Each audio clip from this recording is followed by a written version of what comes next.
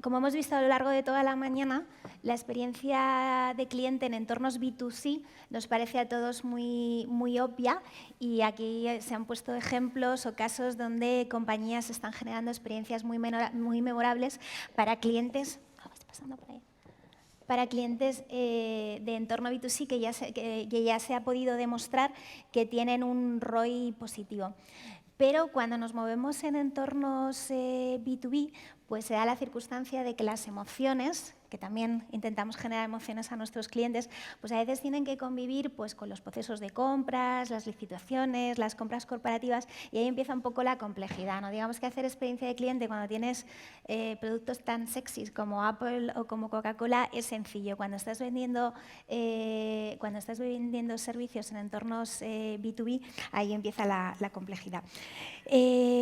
Os lanzo las preguntas y me las vais contestando en el ritmo que queráis. La primera, en un proceso de venta, ¿dónde os apoyáis con más fuerza? ¿En la identidad única, enfatizando vuestros valores, vuestro posicionamiento y vuestra propuesta de valor? ¿O bien en la capacitación de vuestros equipos humanos? ¿Quién quiere empezar? Yo creo que es más que esto. Creo que la primera cosa, y el señor Kremer lo ha mencionado ahora, la expectativa que se genera en la venta es importantísima. Esto sí que tiene que estar muy claro. Nosotros, por ejemplo, una de las cosas que hemos hecho es que, o sea, hace unos años, con muchas ganas de darlo todo para el cliente, se prometían muchas cosas y luego el resto de la compañía no sabía que se había prometido al cliente, que no sé, nos había pedido una facturación especial o un sistema de entrega del coche especial, pero nadie lo sabía y no lo cumplíamos. Entonces, esto, por ejemplo, tener muy claro que o sea, generas una expectativa, la tienes que controlar y luego asegurarte que todo el resto de la compañía sabe muy claramente. Entonces tienes que mantener los procesos y los foros internos que te permitan cumplir la expectativa en todo momento. Esto a mí me parece importantísimo en el proceso de venta. Luego contar obviamente sobre buenos equipos comerciales, pero yo creo que incluso los mejores equipos comerciales tienen que tener unos protocolos de actuación. Sobre todo, bueno, cuando estamos hablando de experiencia cliente, en Arval, por ejemplo, tenemos un proceso de venta que es extremadamente largo, a veces puede durar años para entrar en un cliente, pues esto también requiere unos protocolos de actuación muy claramente definidos. Javier. Por abundar un poco más, en Génesis lo que estamos haciendo es medir nuestro propio NPS, pero no solamente desde el punto de vista de la venta, sino desde el punto de vista incluso de nuestros partners. Os preguntamos a vosotros, los clientes, cuál ha sido vuestra experiencia con nuestros partners para garantizar no solamente que preventa, venta y postventa, que son responsabilidad de Génesis, dotan a nuestros clientes de una experiencia espléndida, sino que nuestros partners también. ¿Quieres añadir algo más? Sí. A ver, para mí la pregunta es un poco literalmente compleja porque hablas de si son valores o son los equipos comerciales. Yo creo que es una mezcla de ambas cosas. Es decir, para nosotros, me hacía gracia porque estaba viendo el título, experiencia cliente B2B. Yo no sé qué es el cliente B2B. Yo sé que tengo una empresa que nos compran otras empresas, pero al final prestamos un servicio a los asegurados, pero también al cliente empresa. Es decir, esto no va una cosa separada de la otra, ¿no? Entonces, para nosotros el valor es muy importante. Tienes que ser coherente en lo que haces con el cliente final o customer, como le llamamos en nuestra casa, o con tu cliente profesional o client, ¿vale? Pero naturalmente esto también lo tienen que compartir tus equipos de venta.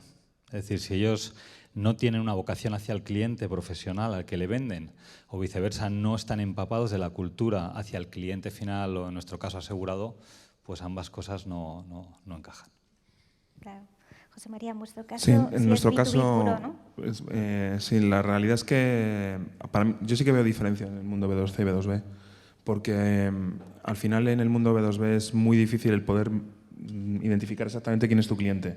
Si realmente es el departamento de compras o es, imaginaos, yo que sé, pues en el caso vuestro, pues de recursos humanos, ¿no? Que va a capacitar de tener pues una flota o unos seguros o lo que fuera, ¿no?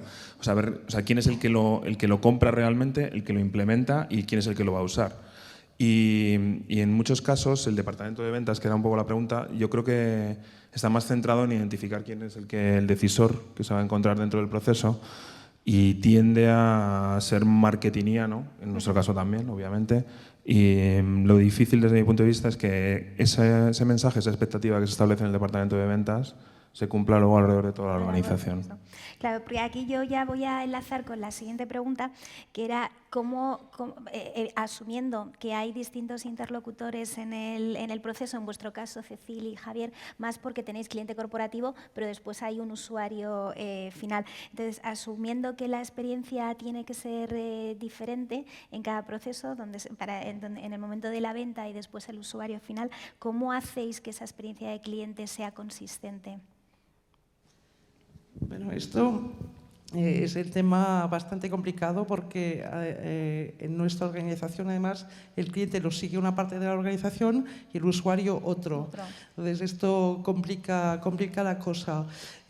Fundamentalmente, lo que sí tenemos es que hacer permanentemente, hablábamos antes de close the loop, hay un close the loop ahí alrededor de esto, o sea, que toda la parte de la empresa que tiene la experiencia del usuario y que tiene una historia bonita que explicar sobre el usuario, pues que ésta vaya retroalimentando permanentemente el discurso comercial, el feedback al cliente, el posicionamiento en el mercado.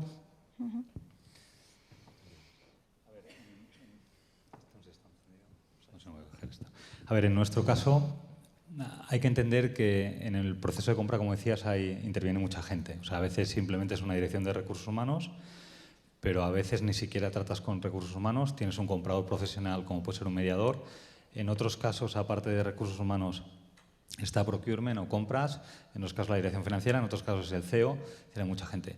Yo creo que parte importante de la experiencia de cliente es siempre entender lo que quiere el cliente, es decir, qué es lo que él va a valorar. En nuestros casos, pues por ejemplo, en nuestro servicio, que es un seguro de salud, pues no deja de ser un beneficio social. Entonces, si hablas con recursos humanos, pues claramente nosotros tenemos identificadas dos necesidades y tenemos que adaptarnos. Una es que le demos el mejor servicio posible a sus empleados y familiares, pero al mismo tiempo él, que es cliente y comprador nuestro, nos demanda que las facturas salgan correctas, que la información de las altas sean correctas. Entonces, para mi experiencia de cliente es saber adaptarte a cada diferente stakeholder que tienes en el proceso. Lo que no vale es que para uno seas muy bueno y para otro seas un desastre, porque si no tu propuesta de valor se cae. Está claro. Mira, voy a contar, de lo que va de storytelling la jornada, voy a contar un caso que tiene que ver con Cigna. Yo tengo dos hijos, tengo un hijo de 3 años y uno de 3 meses. Y en la empresa que trabaja mi mujer era cliente de Cigna y ahora ya no lo es. Y bueno, pues el caso es que mi mujer tiene un puesto intermedio dentro de la compañía, con lo cual no tiene capacidad de decisión acerca de cuál es la empresa con la que se trabaja con los seguros de salud. Y mi experiencia personal es que es muchísimo mejor, quizá porque era el primero, pues una opción, y estaba más contento porque era el primero, pero realmente creo que el servicio que se dio era mucho mejor que el que se ha dado en el segundo. Mi pregunta es, en ese caso, ten en cuenta que el usuario final, que soy yo, que soy tu cliente en el fondo, o mi mujer en este caso, realmente no puede influir mucho sobre la decisión final de su empresa a la hora de contratar, porque fíjate que yo creo que el feedback que se ha dado es correcto y sin embargo han cambiado de proveedor. Yo te agradezco el ejemplo, me hubiese encantado más uno hacia el otro lado, no, pero yo creo que es un buen ejemplo. Pero es que aquí, repito, es que no hay solo un comprador, hay varios stakeholders. Por ejemplo, hay muchas ocasiones que pasa todo exactamente lo contrario. Recursos humanos o el área de procurement quiere cambiar, sin embargo hace una encuesta interna de valoración y los empleados dicen que no. En este proceso desconozco la empresa, desconozco las condiciones, pueden haber habido 1000 cosas. A veces no quieres tener unos determinados clientes, otras veces te interesa. O sea, tienes razón.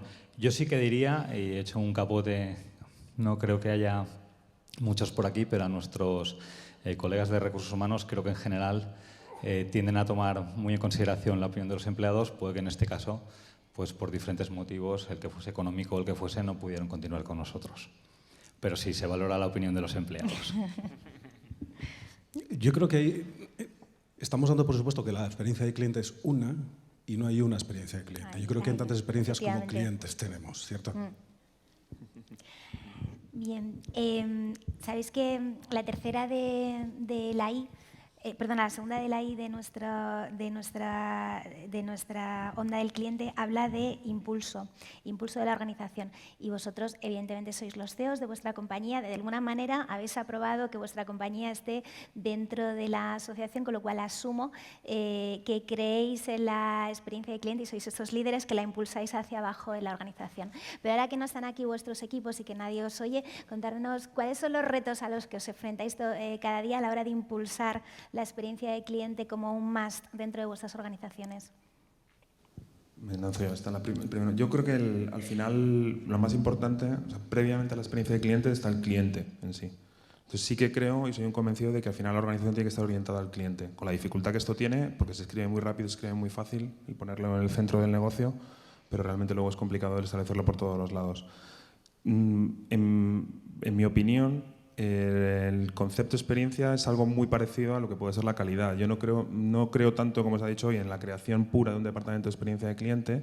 Creo más, o sí, pero más establecido de una manera cross por toda la organización para cuidarlo, para tenerlo cuidado, pero no creo que pueda existir una función específica que esté separada del resto, y como pasaría en un departamento de calidad que pueda estar impregnando el resto de las áreas. Entonces, intuyo que la cultura es correcta y luego está muy relacionado a la hora de la verdad, después de esa estrategia, pues el establecer determinado tipo de métricas desde el punto de vista de compensación y beneficios que estén relacionadas y de herramientas tecnológicas que te permitan medirlo.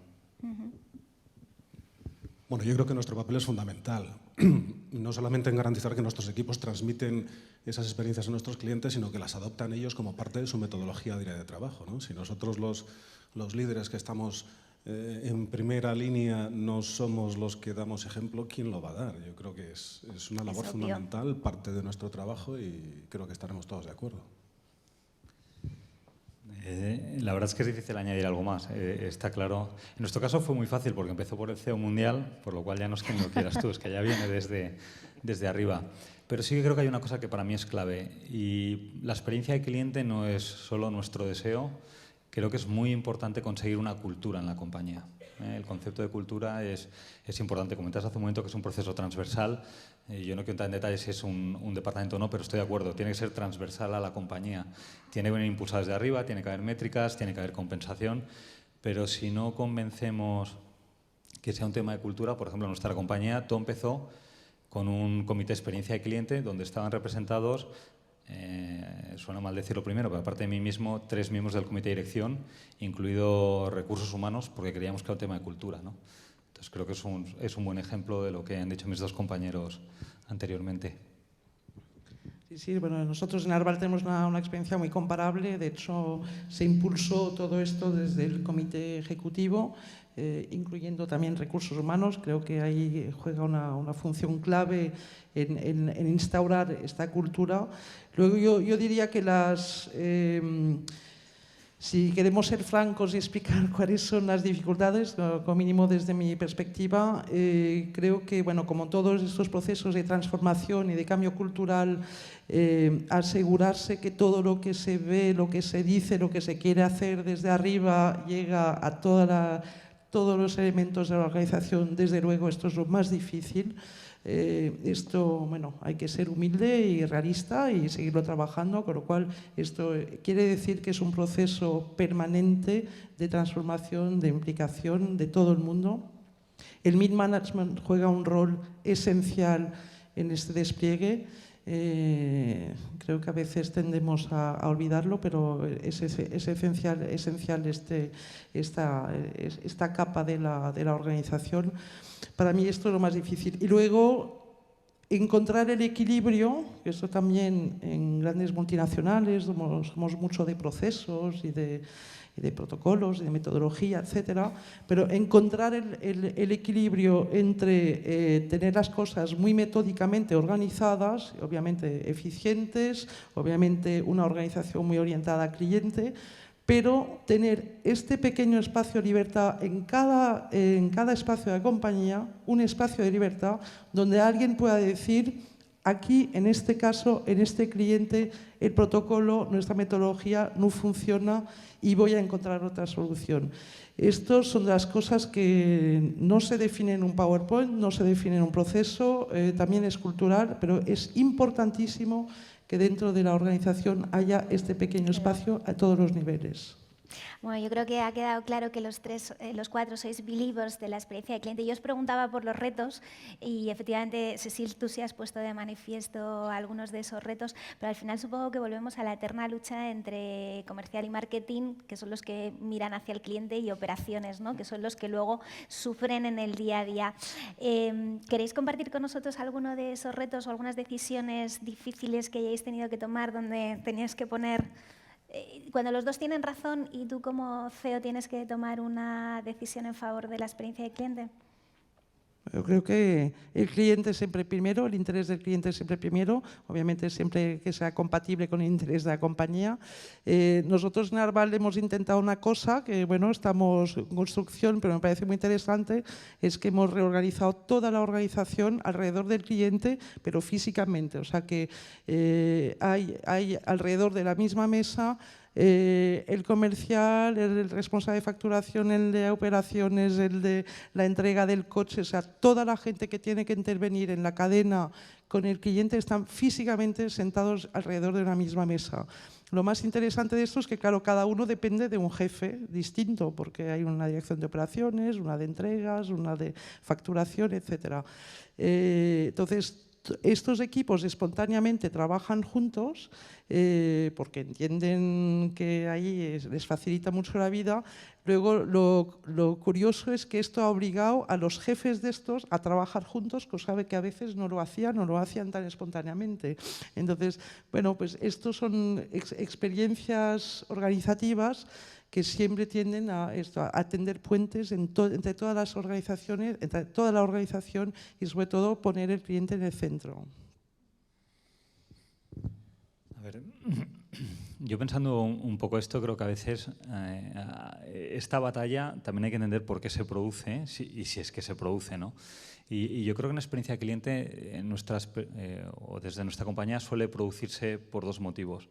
Uno es porque no tienes procesos correctamente adaptados a proporcionar una buena experiencia de cliente.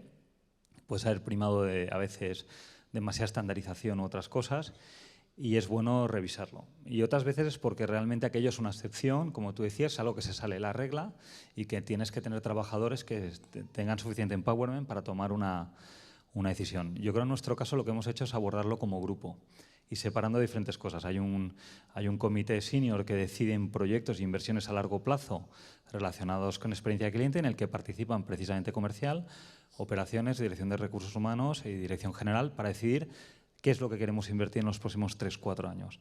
Pero luego hay un día a día gestionado por operaciones y la gente de cliente, donde tienen todas las cosas que han saltado y tienen que reportarme a mí en una serie trimestral qué han solucionado, qué han avanzado, qué hemos cambiado en el proceso. Al final, cuando pones a los equipos a trabajar conjuntamente, no hay tanta guerra. Yo lo iba a aterrizar mucho más, pero mucho más. Concreto. Porque al final, como nosotros nos dedicamos a vender productos, cuando los de marketing exageran, lo que hacemos son más descuentos y al final la experiencia del cliente es buena. Nosotros hemos tenido una experiencia muy buena en los últimos 3 años, en este sentido, con un cliente. ¿Se puede decir Vodafone? Perdón. No serás tú el que lo diga. En los últimos 3 años hemos visto cómo enfocarnos en un cliente tan importante como este para nosotros ha hecho que pasen de tener el peor NPS del mercado a tener el mejor NPS del mercado. Y esto no ha sido solamente labor nuestra, sino el foco que Vodafone ha puesto en sus clientes, ¿no? Y obviamente un alineamiento perfecto entre marketing y ventas. En mi opinión, yo creo que cuando eres una compañía pequeña, muchos de los casos que hemos visto durante el día de hoy, había muchas organizaciones o pequeñas organizaciones, a lo mejor una panadería y cosas de este tipo, donde realmente las divisiones están unidas. Es decir, el que vende es el mismo que hace. Entonces, según vas creciendo es cuando se va poniendo la cosa más complicada. En el caso de Produr, además, está el añadido de que es una empresa de servicios profesionales, lo cual quiere decir que al final las personas de dentro es lo más importante para nuestro cliente, porque el conocimiento de ellos es lo que va a marcar la diferencia. Es tan intrínseco en las organizaciones que el departamento de ventas habla de las posibilidades de algo con el marketing y te intenta pintar la foto lo mejor posible, y aparentemente el tópico es que la gente de servicios son los que lo sufren y luego tienen que llevarlo a cabo y demás. Pero al final no creo, creo que hay un poco de las dos cosas en los dos lados y depende mucho de la experiencia del propio, en el caso de las empresas de servicios profesionales, depende mucho de la experiencia que esté teniendo la persona. Hay gente del departamento de servicios que trasciende su emoción y al cliente final, y hay gente del departamento comercial que por lo que fuera no está tan motivada y que da la sensación de que aquello es un rollo, ¿no? Entonces, yo diría como un mensaje un poco distinto, es decir, empresas de servicios profesionales, primero la experiencia del empleado para después la experiencia del cliente. Sin duda. Y eso me hace saltar a la última de las IES, interpretación y acción. En vuestras organizaciones, al final, ya hemos dicho que los de marketing, los de comercial han vendido el servicio, se han pegado con compras, ya estáis ahí, tenéis el contrato por 1 año, por 2 años, ya tenéis la licitación. ¿En qué medida recogéis las opiniones o el feedback diario de la gente que está en contacto con el cliente en el servicio, y cómo esos datos vuelven otra vez a vosotros para ayudaros en la licitación del siguiente año o la venta del siguiente proyecto? ¿Hacéis una buena recogida de los datos, de la voz del cliente? Porque pensad que al otro lado, en el cliente hay un usuario también, incluso en servicios profesionales, el que compra o el que decide no es luego el usuario del servicio. ¿Hacéis una buena recogida de datos de vuestra organización para que os sirva en la venta o renovación o licitación del próximo concurso? Yo creo que lo que realmente eso engancha dentro de del offering de lo que nosotros nos dedicamos al final. Y es que mucha gente cree que estamos proponiendo soluciones de CRM, y ayer lo comentábamos cenando y demás, y realmente no solamente es eso, porque al final CRM es algo que alimenta la experiencia del cliente, pero no es lo único. Al final hay un montón de datos que están relacionados con el contexto, que están relacionados con las opiniones de la gente, que están relacionados con la huella que van dejando dentro de las redes sociales, con las quejas que puedan llegar a hacer, con toda aquella información desestructurada que hay y que hoy en día, gracias a temas como el Big Data o el Cloud Computing, lo puedes medir, que realmente alimentan una base de datos de cliente, de negocio y de experiencia, al fin y al cabo, que es la que te va a dar los datos. Nosotros estamos empezando a medirlo. Yo creo que la nueva era de computación, que ha pasado de los entornos de cliente-servidor a los entornos web y por tanto de engagement y abiertos para las redes sociales, móviles, webs y demás, ha pasado a los sistemas donde la analítica predictiva y el poder saber con grandes cantidades de datos qué es lo que está pasando y adelantarte un poco la toma de decisiones, pues nos están llevando hacia allí. Sin olvidar que esto es una estrategia que tiene que venir y que esto son herramientas para ayudarla, pero creo que hay que medirlo y que sin duda dudas interpretación es clave. Nosotros estamos haciendo un esfuerzo terrible por identificar, como decía Javier, a todos los stakeholders, ¿no? O sea, sería muy sencillo para nosotros, que desplegamos soluciones de contact center, ir a vuestro responsable de Customer Service o de Contact Center y preguntarle solo a él. Pero la realidad es que durante el proceso de venta tenemos varios interlocutores a los que solemos preguntarles mediante encuesta NPS. Y no solamente eso, sino que los procesos de implantación y esos proyectos de implantación, también esos responsables, que suelen ser diferentes, suelen ser nuestros partners integradores o personal interno de vuestras empresas, les preguntamos por su experiencia con el producto, porque no es solamente la experiencia de la venta o la experiencia de uso, sino la experiencia de implantación. Y todas estas métricas las realimentamos en nuestro sistema comercial. He de admitir que nos saltan unas alarmas cada vez que alguien nos cualifica mal, lo cual me lleva a tener conversaciones con el equipo, ¿no? En la que intentamos de nuevo culturizar y propagar esa cultura de atención al cliente y de dotar una buena experiencia, insisto, en todas las fases de nuestros proyectos, no solamente en la fase de explotación.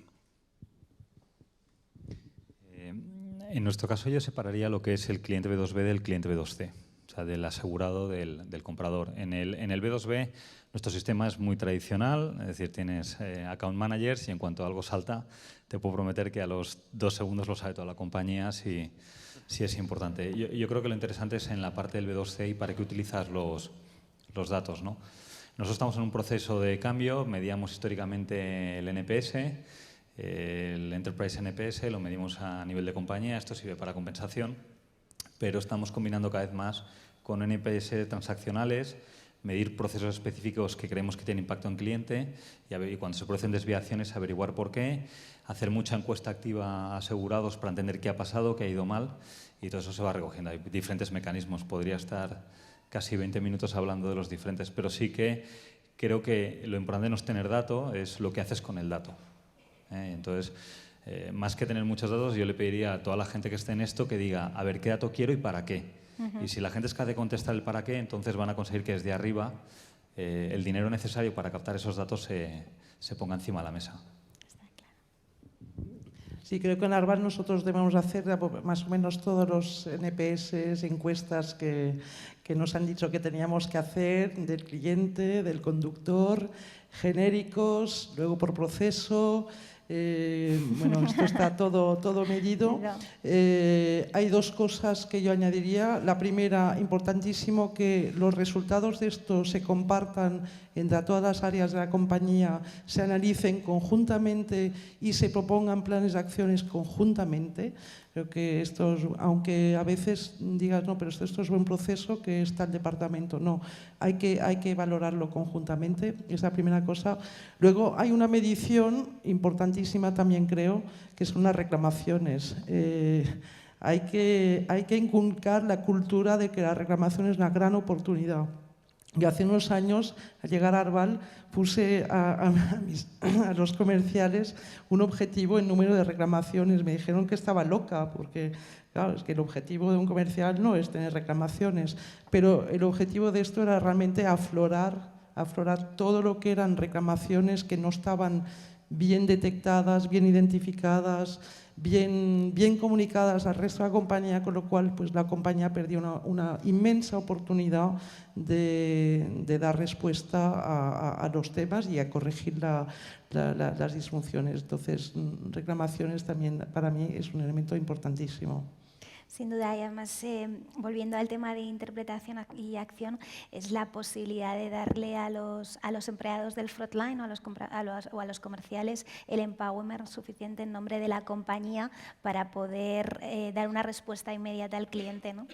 De otra manera, los metemos en el bucle de las reclamaciones y el nivel de cabreo va increciendo hasta el infinito.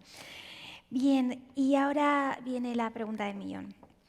¿Pensáis, como creo que aquí no habrá nadie de departamentos de compra, pensáis del otro lado, y vamos a hablar de los compradores profesionales, de aquellos que entienden que no es lo mismo comprar tornillos que bolis que consultoría, o sea, esa gente que entiende que está comprando un servicio que después va a ser utilizado por sus usuarios internos, por su cliente interno.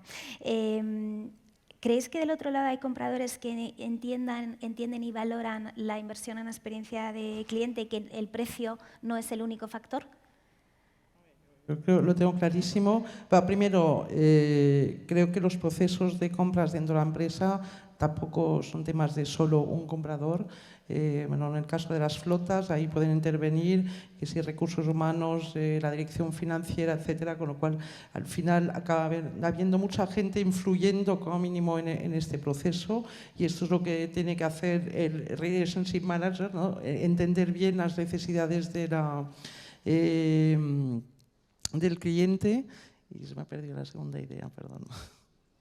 Que te estaba preguntando si entienden, el comprador profesional entiende que invertir bueno, en una sí, no, empresa... perdón, sí, no. Y el segundo aspecto, nosotros tenemos casos de clientes, y más de unos, que dicen, bueno, pues aceptamos pagar un plus. A ver, luego el plus hay que verlo, pero sí que hay la cultura en muchas empresas de pagar un plus para tener una calidad. Nosotros mismos, como compradores de servicios, también a veces aceptamos no ir al proveedor más barato, sino al que nos va a servir a ayudar más a servir nuestro cliente. Pues a nuestros clientes nos pasa igual, y tengo muchísimos casos. Yo tendría que decir que si no fuese así, nuestra compañía no existiría. No somos una compañía low cost, somos una compañía de calidad, y los clientes nos están dispuestos a pagar esa calidad. Entonces la respuesta sí es indudable que llevamos 6 o 7 años de crisis, que parece que a lo mejor con un poco de suerte la dejamos atrás, pero la realidad, y en este último periodo, decisiones como el precio han tomado diría yo un mayor protagonismo, pero la realidad es que hay muchos compradores profesionales que están dispuestos a pagar más si aprecian que hay un mayor valor. Pero tienen que apreciar que hay un mayor valor, y la realidad es que yo veo que sí que hay muchos que están dispuestos. Yo creo que quizá igual en vuestro caso, que tenéis cliente B2B, B2C, supongo que el cliente contento, ¿no? Como él, en el caso de cuando nació su hijo, puede ser un buen prescriptor para que se siga manteniendo. Igual en servicios profesionales, donde a lo mejor la competencia entre tú y tu competidor inmediato es mucho más estrecha, igual es un poco más complicado justificar, ¿no? Es lo que iba a decir, que yo realmente no lo veo igual. Yo creo que tengo la sensación de que tiene que ser un tema muy sectorial. En el caso de los servicios profesionales es un desastre total. España es un desastre en comparación con nosotros somos multinacional europea y con otros países. O sea, se está pagando por los mismos servicios la mitad, probablemente que en Inglaterra o que en Holanda o que en Alemania. Y dirías, no, pues que a lo mejor el consultor allí gana el doble. No, gana más o menos un 20% más, una cosa así. Con lo cual, la culpa no es de los compradores, la culpa es de las empresas de servicios profesionales que nos hacen valer y que, en cierto modo, llevan muchos años tirando el precio.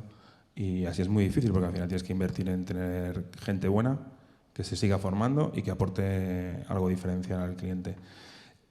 También veo una diferencia muy grande entre el comprador de gran empresa y el comprador de empresa pequeña. El comprador de empresa pequeña tiende a confiar en el valor que le pueda dar la compañía, en la experiencia que se produzca, en el extra de valor, bastante más que la gran empresa. El comprador de gran empresa muchísimas veces nos encontramos con que no sabe nada, que le llega el pliego ya decidido por la gente de los BDMs de las áreas de negocio y al final lo que tiene que hacer es bajarlo un 10%.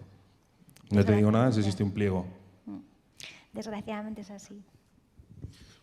Apuntar sobre lo mismo. Pero yo creo que se ha dado un cambio importantísimo en los compradores últimamente, incluso con las plataformas de compra electrónica. Yo estoy notando en que volvemos al comprador y al vendedor de confianza, porque se nota que la experiencia es diferente. Yo os cuento una anécdota, ¿no?, de un comprador de una plataforma electrónica que no se quería reunir con nosotros ni conmigo. Y a base de insistirle y insistirle y insistirle, pues se avino a reunirse conmigo. Y la única razón que yo le di para que reunirme con él es que la experiencia de cliente o la experiencia que tienes con un proveedor cuando le tienes que echar una bronca es mucho más sencilla cuando le ves la cara que cuando no le ves la cara. Fíjate qué sencillo, ¿no? Efectivamente, así es. Muy bien, pues espero que os haya parecido interesante. Yo he apuntado aquí las ideas que yo creo que de manera recurrente han ido saliendo a lo largo de la conversación. La importancia, decías tú, Cecil, del middle management. De nada sirve que nuestros CEOs, o en este caso vosotros, que impulsáis la experiencia de cliente, estéis empujando si luego la gente que tiene que hacer ese puente entre marketing comercial y operaciones no cree en esto. Al final, yo creo que el ejemplo que tú nos ponías de todos juntos alrededor de la misma mesa hace que las personas, porque luego en el fondo somos personas, nos entendamos más que la lucha entre departamentos. Tú hablabas de la experiencia de empleado, ¿no?, en servicios profesionales. Yo creo que eso es clarísimo, ¿no? Tú ves cuando un consultor viene a tu empresa cabreado porque en su empresa no le están dando una experiencia mínima de empleado, difícilmente va a generar una experiencia de cliente importante. Luego hablábamos de consistencia, es básico, no solamente en vosotros que tenéis claramente diferenciado el cliente B2C del cliente B2B, sino incluso en los que somos del otro lado, ¿no?, de servicios profesionales, pues al final los proyectos no es un one shot, los proyectos duran tiempo e intervienen muchos perfiles más técnicos, más profesionales, más comerciales. Entonces, que la experiencia de cliente sea consistente es importante. Y luego yo creo que el gran caballo de batalla que hay en el B2B, sobre todo en servicios profesionales, que es la diferenciación, ¿no?, como tú apuntabas, José María, realmente en los procesos o en las licitaciones, cuando nos estamos presentando compañías con una oferta de valor muy parecida, cómo tú haces ver a un comprador que no es usuario que realmente merece la pena pagar unos euros más porque el servicio que vas a tener es mejor. Bien, pues yo creo que eso ha sido un poco la conclusión. No sé si queréis añadir algo más. ¿Alguien en el público tiene alguna pregunta, alguna reflexión que quiera compartir con nosotros? ¿No? Estamos muy callados. Bueno, pues desde aquí os lo lanzo. Como somos una asociación muy joven y como llevamos solamente 1 año y medio, pues sobre todo nos hemos concentrado en trabajar en proyectos más genéricos, más grandes, que abordaban sobre todo el B2C. Pero teníamos esa inquietud, lo hablamos con Jorge desde la asociación, de seguir desarrollando herramientas y de seguir trabajando y aportando valor para los clientes para para las empresas de la asociación que estamos en B2B. Entonces, como ya hemos dicho antes, que en esta asociación somos los socios trabajando para los socios, desde aquí os lanzo a vosotros que habéis sido los pioneros, pero a todos aquellos que trabajéis en entornos B2B, perdón, cuando os hagamos una llamada para trabajar, para preparar Viernes Deck, para preparar white papers, contenidos relacionados con B2B, a todos aquellos que queráis aportar experiencia os lo agradeceremos. Muchas gracias a todos.